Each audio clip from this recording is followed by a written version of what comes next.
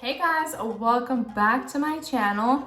Yes, I'm drinking sparkling water again. So today we are going to be sitting down and doing a part 2 of my last video. My last video was my favorite eyeshadow palettes, or my most used eyeshadow palettes. Today I'm going to be sitting down and talking to you about my most used foundations. So if you're interested in seeing what I have to say, then please keep watching this video. There was a Reels that I saw on Instagram saying that there's certain brands of sparkling waters that have like an undisclosed ingredient that is apparently bad for you. But I'm refusing to accept that AHA is bad for you. There are several things that I refuse to accept are bad for you. The first one being McDonald's nuggets, the second one being Taco Bell meat, and the third one being sparkling water. Just turn a blind eye. Let's not even think about it, okay? So today I'm going to be sitting down and chatting with you about my most used foundations. So just keep in mind that I do have a wide variety of foundations because this is my profession. So I might have more foundations than the average person, but since you guys really liked my last video where I talked about my most used palettes, I wanted to do a follow-up video talking about my most used foundations. So yeah, let's get into it. So I am going to talk about this foundation palette, even though I have spoken about it in my last video because it's a palette, but it is also a foundation palette, so I have to include it in this video as well. This is the Makeup Forever foundation and cream blush palette, and so I do use these foundations in here a ton. As you can see, they're pretty much hitting pan already, but I use this a lot on clients. The foundations are just a really great coverage and a really nice texture, and they last very long, and they work well on a variety of different skin types.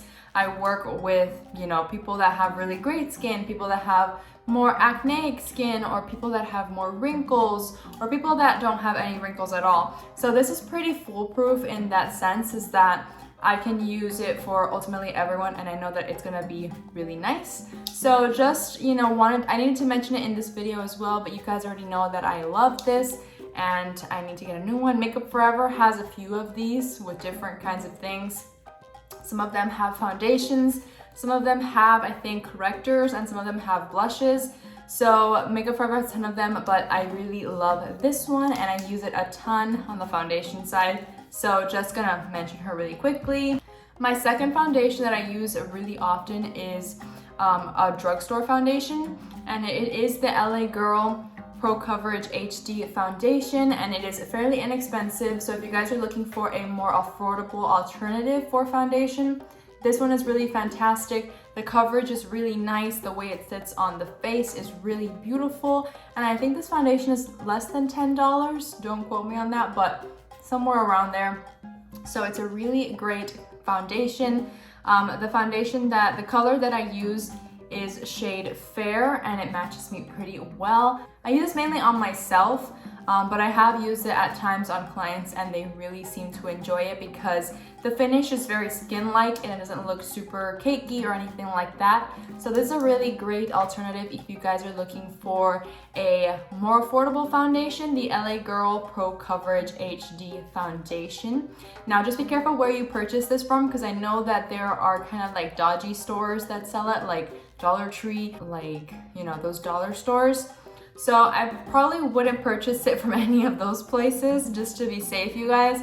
Maybe try checking out Ulta or checking out your local drugstore, or even purchasing it online if you're gonna get it, because I don't believe that those are real.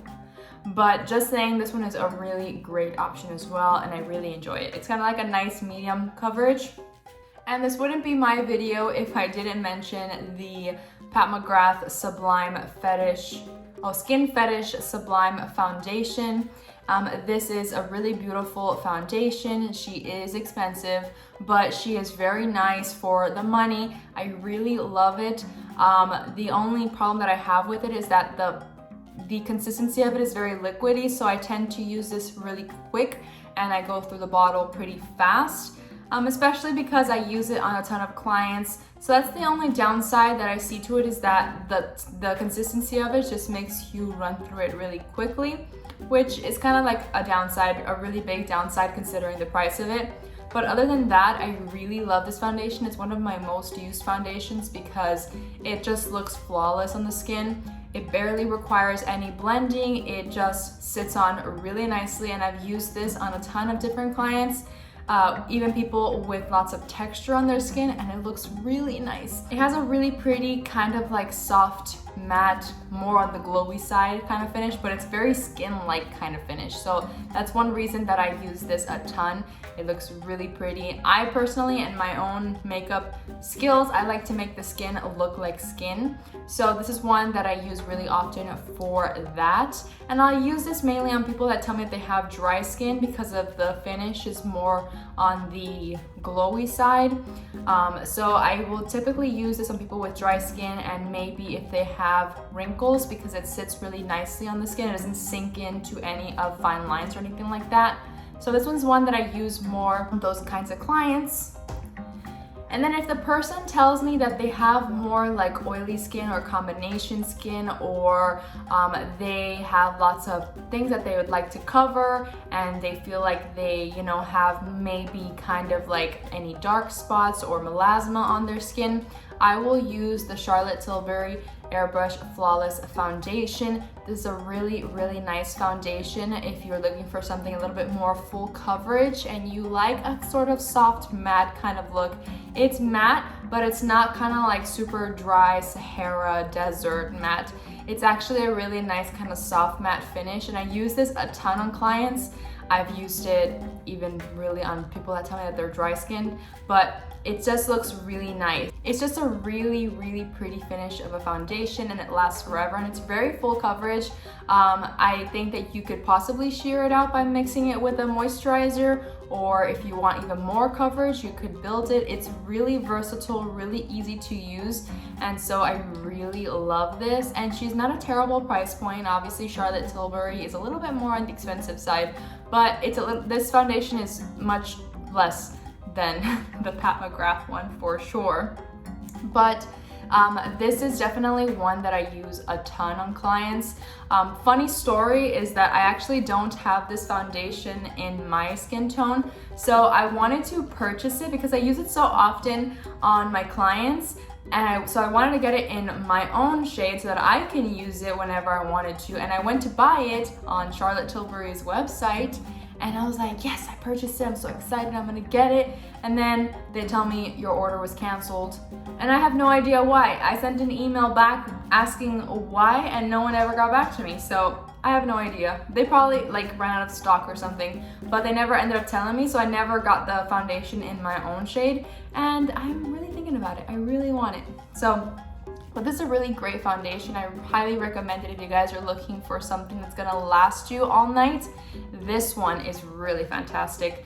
I use shade 7, which is more of like a neutral shade, it says. That's the one I use most often on clients, but I can usually mix it with something else if I want something a little bit lighter or a little bit darker. But shade 7 is a good medium base foundation for my kit, so I really like it for that, and it's really nice. So yeah, I hope you guys enjoyed this video. Please remember to like, comment, and subscribe to my YouTube channel to see more of me. I'm trying to work on uploading more videos, like more often during the week.